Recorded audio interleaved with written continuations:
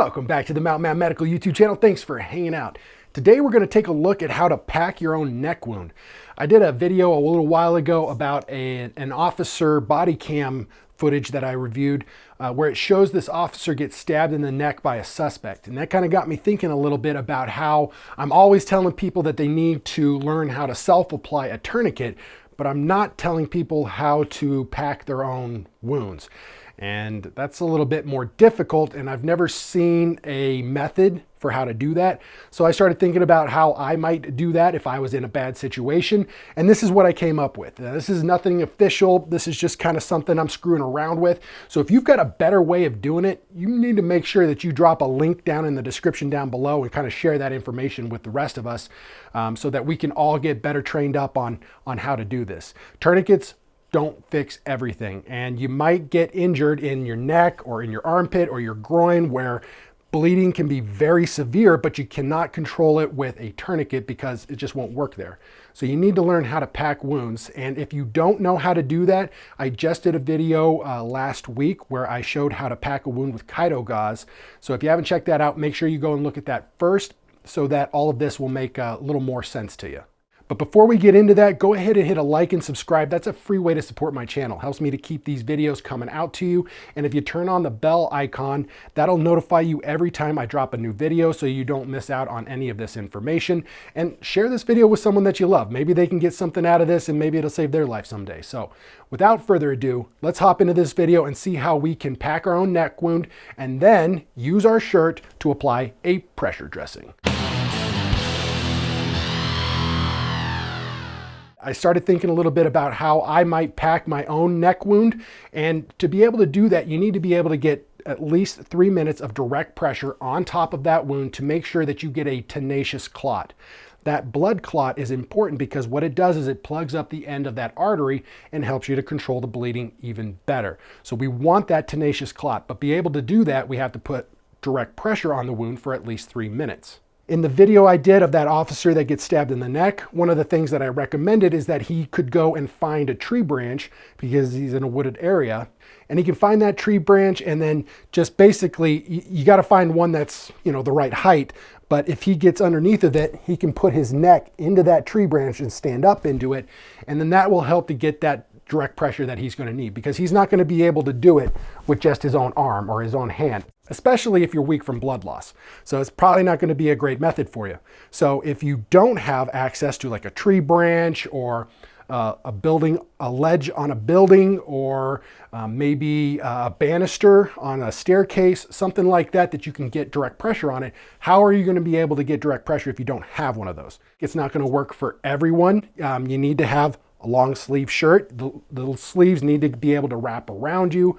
And if you're a larger person with shorter sleeves, then this might not work for you. But if you are wearing a shirt, or the casualty that you're working on is wearing a shirt like this, this is how you can turn it into a pressure dressing. All right, here we go. One of the things that you want to make sure that you do is make sure that the sleeves are pulled all the way through. We can see on this side, the sleeve is all the way through like this. So we're just going to pull that back through, and that's it. And then all we're going to do is grab the very center of the shirt, and we're just going to roll it. It helps to make it as smooth as possible, but in the middle of an emergency, you're probably not going to be super careful.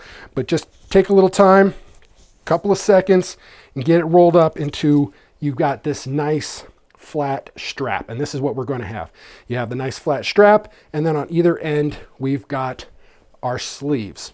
Then what we're going to do is we're just going to put a tie in it. Grab it in the middle, and you're just going to do a quick little overhand knot. And then you're going to pull it tight. Now this is a little bit easier with two hands. If you're trying to do this one-handed, it's still possible. And I have a method for that. So if you want to see that, hit a like and make a comment down below saying that you want to see the one-handed method of this, and I'll put out another video. All right, so now we've got this knot, and we want to pull this knot as tight as we can.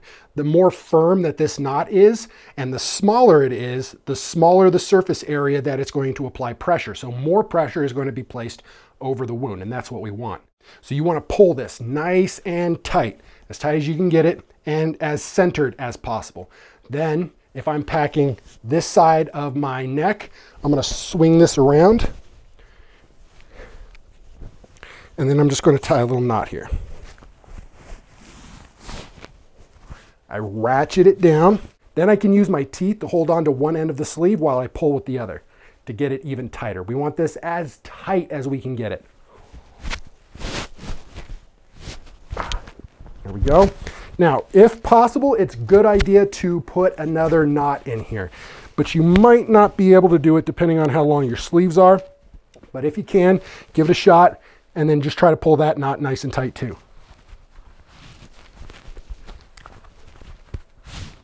Now, this is not a great knot. This is a scary knot for a medic. You don't want this coming loose and then this falling off and then the bleeding just happen all over again, right? So if this is you and you're trying to take care of yourself, I would probably try to keep a positive contact on this at all times if I can, because this isn't a great securing method. If you have the ability, something that you could do is wrap this end in tape.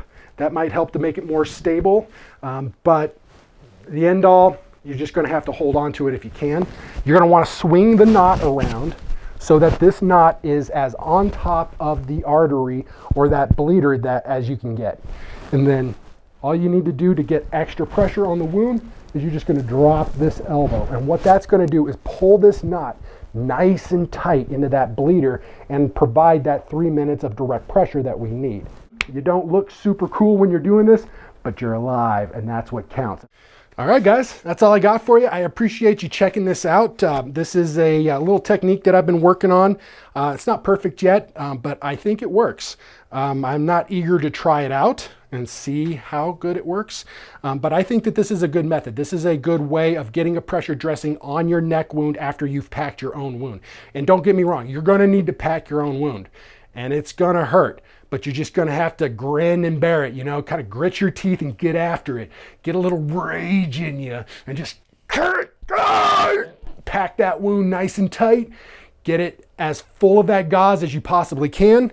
And then take your shirt, turn it into a little pressure dressing, get it wrapped around, and get that pressure driving into that bleeding artery. Get that bleeding controlled. Save your own life. All right, guys, that's all I got for you. Thanks for hanging out and checking out this video on pressure dressings. Like I already said earlier, don't forget to hit a like and subscribe.